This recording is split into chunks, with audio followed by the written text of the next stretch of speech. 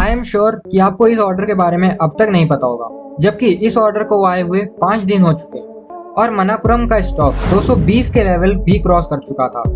But ऐसा क्या हुआ कि 220 का लेवल क्रॉस करने के बाद भी इस ऑर्डर ने इतना बड़ा इम्पैक्ट डाला कंपनी पर? तो क्या था इस न्यूज में, चलिए जानते हैं और समझते हैं आगे। डेट थी 29 अगस्त। मनापुरम का स्टॉक 212 रुपए के आसपास से 221 रुपए हो गया था, लेकिन तभी सामने आती है ये ऑर्डर की news.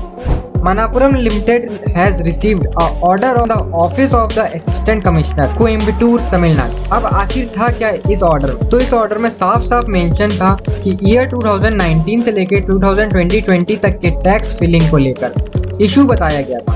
The authority has said that the company has claimed too much tax credit. इसका मतलब क्या है? इसका मतलब ये है कि कंपनी ने टैक्स क्रेडिट बहुत ज़्यादा क्लेम करी थी, जिससे उनको पेबल टैक्स कम हो गया था। इसको आसान भाषा में समझते हैं। आसान भाषा में बोले तो यहाँ पर हुई थी टैक्स की चोरी। इनकरेक्टली बहुत ज़्यादा टैक्स क्लेम करके अपने टैक्स को सेव करा गया था। तो इसी पर एक्शन लिया है अथॉरिटी ने और इनके ऊपर लगा दिया है $0.192 मिलियन का फाइन।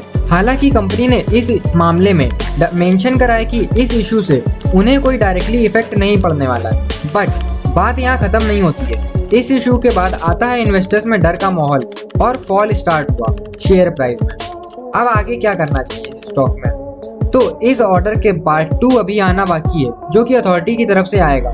तो जब वो आएगा तो आगे का मोमेंटम हम लोगों का तभी क्लियर हो पाएगा।